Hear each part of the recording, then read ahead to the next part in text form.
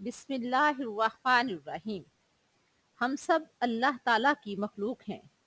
اللہ تعالیٰ ہمارا خالق اور مالک ہے۔ زندگی بخشنے والی ذات اللہ تعالیٰ کی ہے، موت بھی اللہ تعالیٰ ہی دیتا ہے۔ اللہ تعالیٰ نے قرآن پاک میں فرمایا ہے واللہ خلقکم ثم یتوفاکم، اللہ ہی وہ ذات ہے جس نے تمہیں پیدا کیا، پھر وہی تمہیں مارے گا۔ وَمِنْكُمْ مَنْ يُرَدُّ إِلَىٰ أَرْذَلِ الْأُمُورِ، اور تم میں سے جو کوئی نکمی عمر کی طرف لوٹایا گیا۔ نکمی عمر سے مراد بڑھاپے کی زندگی ہے۔ اللہ تعالیٰ ہر انسان کو زندگی بخشتا ہے۔ کوئی بچپن میں فوت ہو جاتا ہے، کوئی جوانی میں فوت ہو جاتا ہے، کوئی بڑھاپے میں جا کے فوت ہوتا ہے۔ تو بڑھاپے کی عمر بھی اللہ کی طرف سے ہے۔ اس کو ارذل العمر کہا گیا ہے۔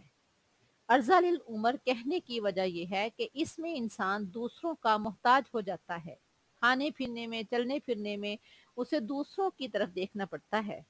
اسی وجہ سے میرے پیارے پیغمبر صلی اللہ علیہ وآلہ وسلم نے بڑھاپے کی عمر سے پناہ مانگی ہے۔ حضرت انس بن مالک رضی اللہ عنہ سے روایت ہے کہ رسول اللہ صلی اللہ علیہ وآلہ وسلم پناہ مانگا کرتے تھے اور فرمایا کرتے تھے اللہم انی اعوذ بک من الکسل، اے اللہ میں تیری پناہ مانگتا ہوں سستی سے، واعوذ بک من الجبن، اور تیری پناہ مانگتا ہوں بزدلی سے، واعوذ بک من الحرم، اور میں تیری پناہ مانگتا ہوں ناکارہ بڑھاپے سے۔ حرامی کا مطلب ہے ناکارہ بڑھاپا۔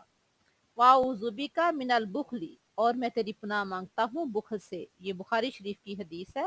حدیث کا نمبر ہے 6371۔ یہاں حرامی کہا گیا ہے ناکارہ عمر کو، ناکارہ بڑھاپے کی عمر کو، اور قرآن پاک میں اس کے لیے ارذل العمر کا لفظ استعمال کیا ہے۔ جب انسان موت زندگی تو اللہ کے ہاتھ میں ہے۔ ہم زندگی کے جس حصے میں پہنچ چکے ہیں یہ بڑھاپے کی عمر ہے، تو ہمیں اللہ تعالیٰ سے دعا کرنی چاہیے کہ اللہ تعالیٰ ہمیں اپنے حفظ و ایمان میں رکھنا، ہمیں اپنے علاوہ کسی کا محتاج نہ کرنا۔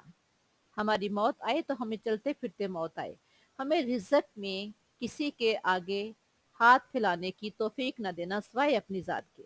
لہٰذا یہاں ایک مختصر سا وظیفہ ہے، بڑھاپے میں وسیع رزق کی دعا۔ آج ہم وہ پڑھیں گے، یعنی اللہ تعالیٰ سے دعا کرنی چاہیے کہ اے اللہ جتنی زندگی ہے صحت تندرستی کے ساتھ زندگی گزارنے کی توفیق عطا فرمانا، اور میرے رزق میں اضافہ فرمانا کہ میں تیرے علاوہ کسی اور کے آگے ہاتھ نہ پھیلاؤں۔ اے اللہ ہماری عزتوں کی حفاظت کرتے ہوئے صرف ہمیں اپنا ہی محتاج بنانا۔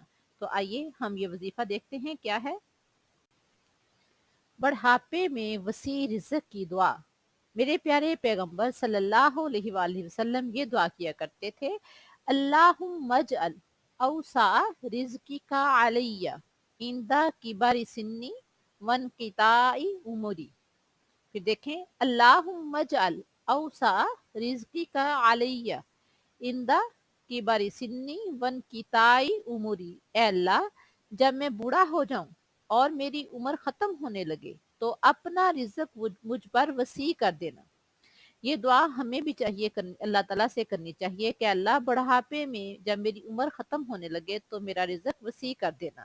یہ مسنون دعا ہے اور اس دعا کے لیے کوئی مخصوص ٹائم نہیں ہے۔